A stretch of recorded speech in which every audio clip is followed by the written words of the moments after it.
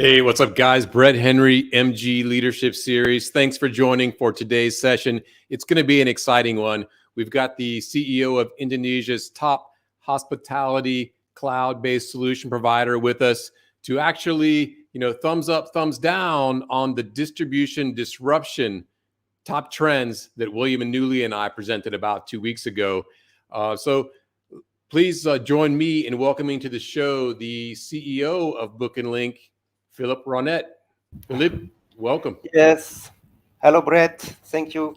Very happy to be here today. Yes. Great to have you. So, quick introduction for yourself. Give us a little bit of background on who's Philip. Who's Philip? Right. So, well, actually, I'm based in Bali. Already living in here 20 years. So I must say that I know very well about the country, the people, the language. Before coming to Bali, I was in Paris, and after my degree of network and system, I've been working in the company 3 months, and I thought it was not something that it was not for me, so I just decided to leave. France, Paris, and to try my chances in Bali here. Good choice. So Good choice. yeah. I'm a huge fan of Indonesia and obviously a huge fan of Bali. So before we get into Bookandlink and the top 5 disruption trends, I'm really interested, since you're in Bali, what's the feeling on the ground there? There's been so many ups and downs around opening, reopening, whether it be domestic or international tourism. Give us a 1-minute summary of your perspective about what's happening in Bali right now. Well, Bali starts to getting ready to open again for the international tourists. They are obviously you don't do that like you open a parking lot or something. It takes some time. They have to organize with all the airlines. They have to prepare the staff, to follow the COVID-19 guidance, and they really focus on the vaccination. In Bali, the vaccination rate is very high, and what you were saying in the previous video is the actually, even if the nation wise the number of vaccination is just like 20%, but if you only focus to the travelers, the community, to the cities, to the hospitality and food and beverage activities, then almost everyone is vaccinated. So it's more complicated when they have to vaccinate the remote area far from Indonesia. Some people have to travel maybe 2 until 3 hours just to get a vaccine. So it's not that the people don't want the vaccine. It's just in terms of logistics, some places it's more difficult. But I think that the Indonesian understand that they have to focus only where the tourists will go, and they already sounding that they are going to open in October. After, depending, there will be, of course, a lot of restriction because they don't want to open too fast. They are not such in a hurry, but they are going to follow the Phuket sandbox. Yes, and this is happening, I think, as soon as October. But let's see. Yeah. So the case numbers around the region kind of spiked, and now it looks like they're coming down in most of the Southeast Asian markets. Indonesia doing kind of a steeper decline than many, in fact, doing quite well. So you're optimistic we'll see a return of international travel in October, November to Bali? Yeah, that's right. The case we are lucky to see that the number of cases is really going down very sharply, and it's even lower than the last Delta variant. So once everybody is vaccinated, if there's no many cases, then what are we waiting for? I think it's happening. And it sounds like the other countries also is following this trend. Yes. I'm not a big fan of the sandbox model. Bless Thailand for trying. I like much better, like the U.S. has recently announced policy. It's like, hey, if you're vaccinated, you're welcome. So I'm somehow hopeful that Indonesia will be more open. It's like, hey, if you're a vaccinated traveler from, a country without a mutation that we're worried about, look, you're just welcome. And it should be something. I hope it's something much easier, and that can bring much larger numbers than Phuket's been able to attract with the sandbox. Yes, I hope to. But the most important is to get started. at least to get the engine get started. And after I'm not sure what kind of restrictions they're gonna put, but hopefully it will be more successful than the Phuket one. Yes. Yes, let's keep an eye on that. I'll be watching out. So we're going to talk about the top 5 distribution trends. You have a really unique perspective because William and I sit squarely in B2B, and you definitely service B2B. You're a strategic partner for us, and you help a lot of our customers leverage the B2B channel. But you also have visibility for B2C and also direct to hotel. So I'm really interested in you with your broad perspective. As well as kind of you in general as an industry thought leader, to go through our top 5 distribution trends and tell us yes, right on, or no. And I'll also give you the chance, maybe you want to add some that you think should have been there that we missed. But before we get into that, maybe a quick introduction for the company Bookandlink, for those who may not be familiar with your organization. Sure. So Bookandlink's idea started about 7 years ago or 8 years ago, and at that time there was already a lot of channel managers, but there wasn't any channel manager yet which focused with the Indonesian market. So this is how we got started with our channel manager, which is our core business. Because even if you look at all Southeast Asia market, there's maybe just 2 or 3 channel managers. So we started like that. But channel manager, it takes really a lot of time to create and to have the connection, because it took us maybe until 2 years to create the software, and until 3 more years to just connect with all the channels, because it doesn't only need a lot of funds to develop and to maintain, but you also need times to get all the contract with all the OTA. So this is a challenging thing when you create a channel manager. It takes a lot of time to get all the contracts. After that, around the channel manager, where we built many other kind of tools, we have the booking engines. So we are not only on OTA side, we also push the direct booking side. And we have other tools like the front office system, housekeeping, point of sale, dynamic pricing, rate shoppers. We're trying to offer the all-in-one package to our clients. And during the pandemic, we had to adapt ourselves, like everyone in the industry. We had some human resources that were located in that we see on the screenshot. This is Channel Ku, Booking Ku, and Hotel Ku. As you can see, it's Indonesian word, so it's very Indonesian oriented, which is our 3 main products. And we're seeing that. So we had to relocate all our staff from, not all our staff, some of our staff from Bali to Java in Yogyakarta, Surabaya, Jakarta, to adapt and really focus more on the domestic market, because all of us understand that the domestic market is the key to survive during this pandemic. All right. Well, thanks for the quick. Today, sure. Thanks for the quick intro. So a full stack of cloud-based hospitality solutions. And if it's something of interest to you, definitely hit their website, or we'll also drop in direct contact for Philip in the chat. Demas or Tara, if you can drop in his email for chat, I'm sure he'd be happy to engage with anyone watching that wants to learn more about Bookandlink. So let's get into distribution disruption, the top 5 distribution trends that William and I presented. So last week, William and I presented the top 5. Number 1 was OTAs. And later we decided like everyone's an OTA kind of in 2020. So we said some travel sellers increase supply side influence. And secondly, we said vouchers are the new black. Third was new players emerge. Fourth was hyperlocal wins. And fifth was efficiency gets real. So let's go through these together one by one. You can give me your thoughts on, hey, you guys were right on, or hey, you kind of missed the mark on that one. So number 1, Demas, let's start out with OTAs gain share. What's your view on this as one of the top trends for distribution disruption during the pandemic?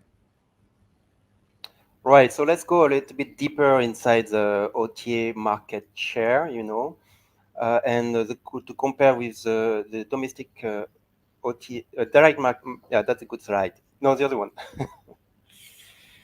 Okay, thank you. So, during these times, during the pandemic, the hotel had times to looking at every single details. And one of the things that they can control, it's their own website, the booking engines, the social media marketing, digital marketing. So they have been looking with influence. They've been working a lot with influencers and things like that. So they've been working a lot on the direct bookings, and our stats also say that it seems like the domestic market tend to book direct uh, easier. It's easier for the domestic market to book directly than for international travelers. International travelers tend to have some middlemen, because it's another country, so maybe they want some security. But for the domestic market, it's the same country, and the people dare more to book directly as well. So this is what we saw, an increase on the share of 100%. So we have to be Wow. careful on the number. It doesn't mean that the hotel have 2 times more direct booking than before. But if you compare with the others, then the share has increased of 100%. Yes. So And OTAs gain share, you agree with, but we kind of missed the direct. Really, was kind of the big story, doubling yeah, to making 100% jump. Great point. that's right. And if we even go between each OTA, well, we had a lot of properties that just rely on 3 or 4 top OTAs, international OTAs, and that's it. No, they've been struggling a lot, and they're trying to find new distribution channels, and the domestic OTA was right there for them. And so many domestic OTAs, they found their listings and their inventory increased a lot during this pandemic time. Some domestic OTA are almost, uh, at the same level as the pre-COVID period. So for them, it was a good thing, and the market share for the domestic OTA also increased of 20%. Yes. So the observation here is some OTAs, especially kind of domestic Indonesia, in the case of Indonesia, domestic focused OTAs gain share, but not all OTAs gain share. Some are actually struggling when it becomes a domestic market. That's correct. I think I will not say any name because it's negative, but there is some international OTA that, yeah, they find their share going down. They had to lay off a lot of their staff. It's been very, I think it was more difficult for the big ones than the smaller ones. Mm-hmm. That's a great point. So I don't know what kind of rating you're giving us on number one, OTAs gain share. Are you giving me a yes or a no on that one? Middle Like one. a no. Middle one. You miss the direct bookings, that's for sure. Because for us, we can. It's easier for us to compare, because we have all the number between all the OTAs. So we can see that it's not a no, but it's yes and no. It was missing some points. I think it's a great insight. So it should be selective domestic OTAs gain share, and we should add a separate point, standalone. One of the top trends is hotels gain direct share. Yes, that's right. After, of course, when you see our numbers, it depends on the properties, right? Where if they are in the location or their targets. We have still some hotels, they don't even have any booking engine yet, and some other hotels, they just rely on their booking engines because they are quite famous. But in general, if you look at the trends, yes, it's been an increase of 100%. I think it's a So really it's positive trend.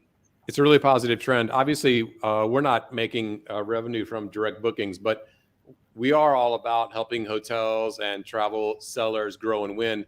And I do think, the healthiest mix for hotels is to have a great mix. If you become too dependent on any one OTA or B2B channel, um, it's going to be problematic. So having a great mix, I think, is going to be healthy. And building direct volume during the pandemic is a really positive trend. That's great to hear.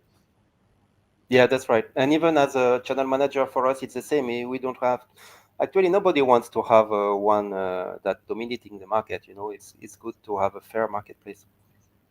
It definitely hasn't been unusual pre-pandemic for me to talk to hotel GMs or revenue managers that had 70 or 80% of their volume coming from single supplier or coming from one channel type like OTAs. So it's great to see them taking the opportunity to diversify their channel mix. Yep. Let's move on to trend number 2. So I got a question mark, which is probably should have been an X on number 1. Let's move on to number 2, vouchers are the new black. So this is all about, for me, vouchers are so last century. This is kind of offline, wholesaler, tour operator type stuff. And suddenly it seemed like everybody was throwing out vouchers over the last 18 months, actually until today. You got vouchers on all the e-commerce marketplaces. You have vouchers on the traditional travel agency websites, OTA websites, hotels' own websites. So everybody's suddenly doing and pushing vouchers. Even MG also is offering vouchers. So what's your view on this voucher trend? Yeah, this is a thumbs up for sure, because I also see a lot of vouchers. I mean, everyone is in a lack of cash right now, not only the hotel but also the OTA. So they had to adapt and to find some solution for them. So there's a lot of OTAs that offer vouchers, and this promotion, this offer like pay now and stay later, which was new for everyone. And it become more and more popular on the OTA side, but also on our side with our booking engines. We had to improve our systems, and we offer now the possibility for the guest to order a voucher without making a bookings on the booking engine, and it's been used with a lot of hotels. So yeah, definitely there's a lot of vouchers right now. I don't know if it will last, but it's a good trend for sure. All right, man. It sounds like we get a thumbs up on the vouchers on the new black. Good to hear. So one thumbs down, one thumbs up on our trends. A couple questions coming in. One is Hera. Hera, what's up? Hera just saying, hey, it's good to have a great mix, but it is difficult to maintain a good mix. Totally agree with that. Orthman. Orthman asked, do we distribute our hotel portfolio on the B2B segment through API? I don't know if that's for me or for Philip, but we both can answer. Definitely for MG, we distribute via API. And in fact, probably 70% of our customers now are connecting machine to machine. Even traditional offline travel agencies are using APIs. Traditional agencies in second-tier cities are using APIs to get their hotel content. So definitely we're using API for B2B. Philip. Yeah, I agree with you. It's we using the API for the B2B for sure. We have different option if it's a contract rate or dynamic rate, but we can for sure synchronize both. All right, great question. Okay, let's move on. Trend number 3, new players emerge. So this was us talking about. It's so surprising. You would think during the pandemic, when a lot of people were closing down, you wouldn't see new players, but we actually saw lots of new models and players popping up. I think specifically we were citing things like these social sellers really beginning to gain traction. What are you seeing with your hotels around these kind of new sellers? Right. So first things is that in Indonesia, we all know it's this big country of 270 million people. So not only for a new OTA, but any kind of other e-commerce website has been very successful here in Indonesia. You can see Gojek, you can see the domestic OTAs, which doesn't exist in other Southeast Asia countries, because the market is not as big as Indonesia, and the other countries have to export the system to other countries in order to survive and to grow. But in Indonesia, thanks to the population, there's a very huge potential in here to find new startups and new technology emerge, because the market is really huge. So even this was from before the pandemic, and during the pandemic, it's also a good times. Many people say it's good. Also, it can be also good opportunities for some to create new ideas and to make new systems to develop. So we've been seeing a new not only OTAs, but PMS, booking engines, upselling tools, revenue management systems, and so on that are born here in Indonesia. For the OTA, it's especially for a lot of low-cost accommodation agencies for the backpackers, the apartments, the kosan, like we call in here. And we also see other kind of agencies. They like to make a big mix match of all the technologies that exist. It can be it's a mix of Instagram, Facebook, Gojek. They mix all the social media together with the accommodation, the direct messaging with the hotels, the activities, and trying to target the millenniums market. So for us, we've been one of the first also, not on, we have been the first also to connect with all those new startups, and we are very happy to try also to give them a chance to grow. All right, so it sounds like we're getting thumbs up on new players emerge, so that's awesome. But you expanded. We were looking just at sellers. You definitely expanded that my view of that category. Is there a favorite startup you have that's recently kind of become come on your map that you really like? Well, there is a Travel Square is really cool, that it was born already before the pandemic, but I think in terms of technology, they are doing very well, and I hope them the best, yeah. And for us, once again, I'm very happy to see many new startups connected with us. That's great. That's great. I think Southeast Asia is somewhere around 650, somewhere north of 600 million people. And Indonesia, what did you say, is 260, 230? Yeah, that's right. It's almost half already. Yeah, it's amazing. It's an amazing market. Fourth largest from a population perspective. And I like to talk about all the time. Lots of people saying it's going to rise from 16th in kind of adjusted GDP today to being number 4 just over the next 9 years. So I think huge potential, exciting market to be in, and great to see so many new travel startups springing up during this period. Yeah, exactly. So thumbs up on new players emerge. Let's move on to number 4. I'm feeling better. 2 out of 3. Number 4, Hyperlocal wins. You know this better than anybody because you guys are the leading, not the only, but definitely the leading, in my mind anyway, hospitality solution provider that's based in Indonesia. And I would guess it's been a real advantage for you to be in this market as you try to go out and work with local hotels. Yes, completely. I mean, we had a lot of our competitors, they had to lay off some of our staff. They had some sales representative in Indonesia that are not anymore. And also they have to reduce their marketing plans. So if you are a hotel, so you don't like to have suppliers that seems a little bit weak. So they like to. I think any hotels should work very close with other companies that are also located in the same country as them. And for us, it was a very good opportunity because we can focus. It's the same language in Indonesia. It's the same time zone. So the time zone we can also expand to all the other countries in Southeast Asia, in Thailand, in Vietnam, in Malaysia.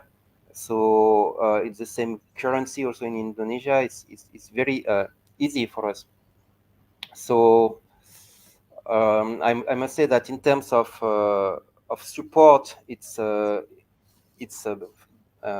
better with us. In terms of technology, also it's better because we adapt very well to the domestic market and also. We don't try to conquer the world. We have our market here in Southeast Asia, and we focus with that. And of course, in terms of pricings, we always try to give the best price. So hyperlocals wins. I think not only for the channel manager, but for the PMS, for all the suppliers that the hotel will need. It's easier to work with someone that is close to you. Yes. Definitely in B2B distribution, we definitely feel like we've gained share during this period versus some of the global players. I guess you definitely are also Yeah. experiencing the same thing. You're gaining share as a result of being a hyper local business, right?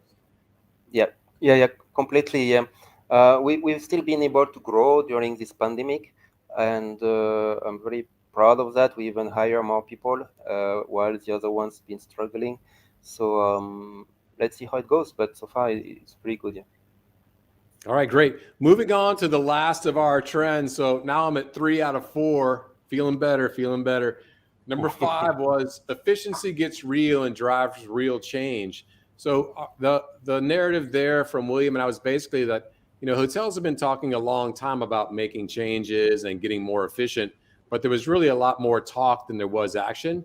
But we've really seen a lot of hotels move, partly because now's the time, and partly out of necessity, to really make changes in their operation or in their approach to marketing, distribution, sales, revenue management, that really is driving new levels of efficiency. What's your view on this as one of the top 5 distribution disruption trends? Yeah, so for sure, everyone is looking at the single details now in terms of expenses. It's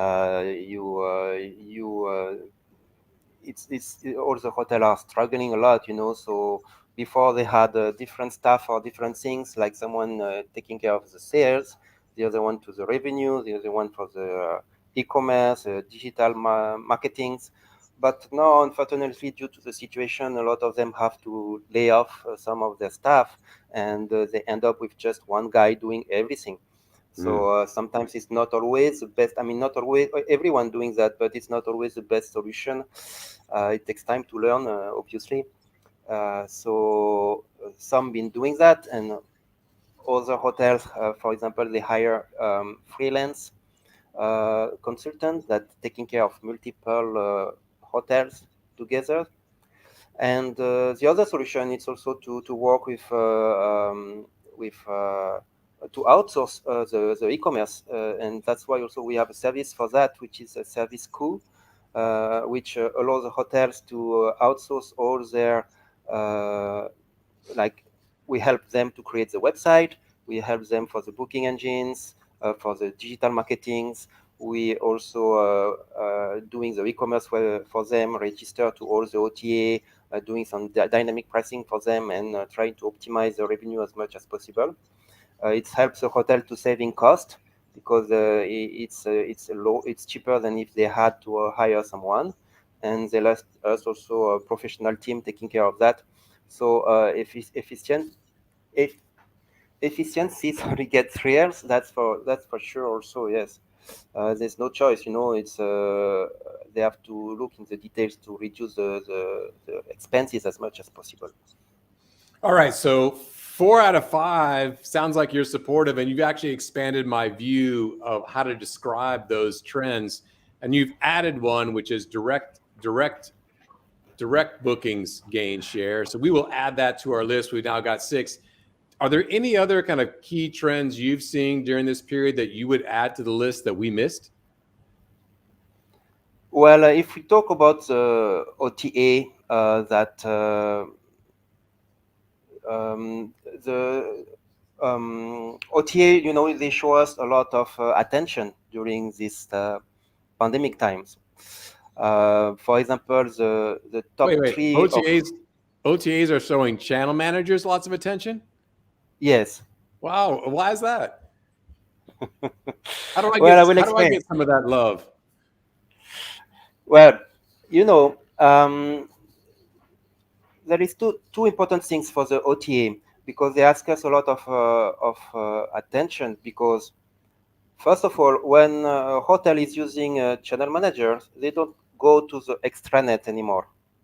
So they might miss some opportunities to, if there is a promotion to do, a review, or a new something, new features, they will not see it because they only use a channel manager and they don't go to the OTA extranet. So uh, the OTA know about that, and they want to make sure the channel manager API is complete. Because if you talk about API, okay, the simple things is to synchronize rates and availability, but there's so many more things to do. There is update, create promotion, create reviews, create message. There's a update, synchronize the content and the images. So the OTA has been giving us some score, and some awards, and they make us compete each other, and the hotel can see it. They can say, okay, this channel manager is good, this one is not that good. So of course, it's also push us to have the best score possible.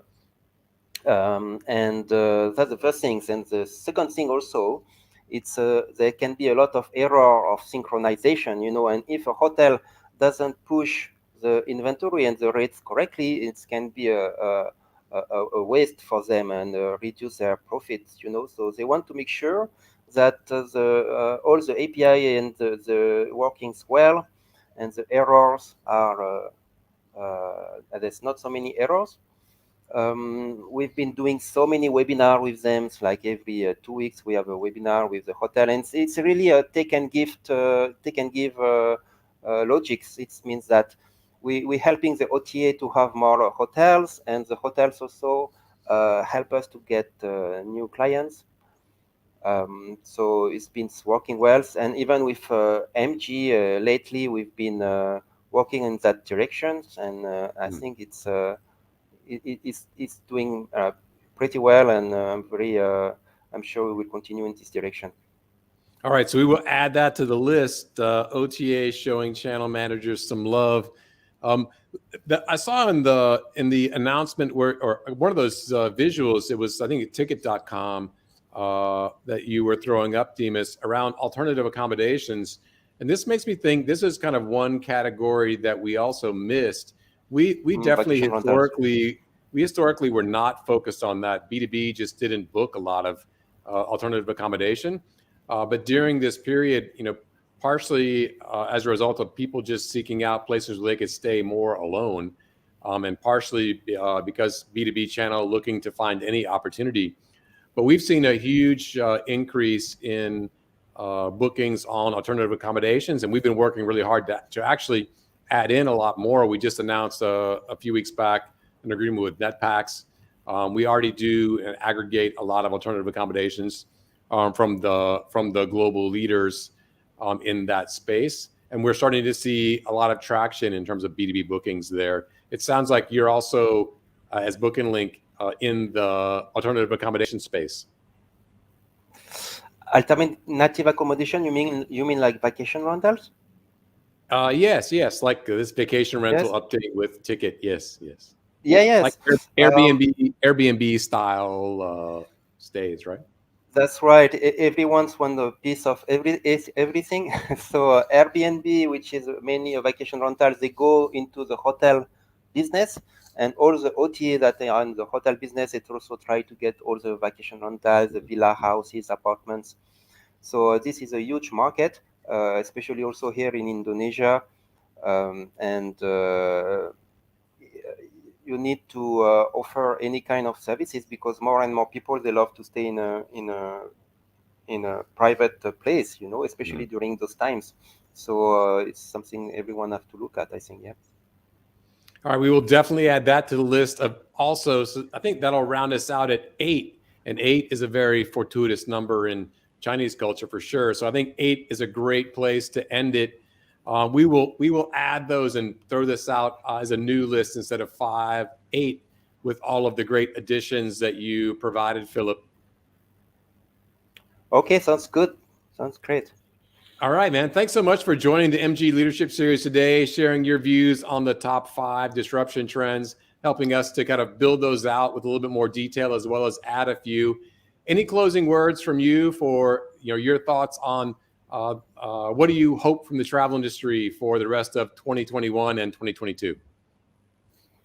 Well, it's definitely a recovery now. I think that everything's going to be standardized with the vaccination rate and the airport and everything. So finally, for sure, the worst is behind us, and it's going to be more excited again. I think we're going to have more and more face-to-face events again, where we can meet, travel again. So it's like freedom, and I think it's coming. It's coming, yeah.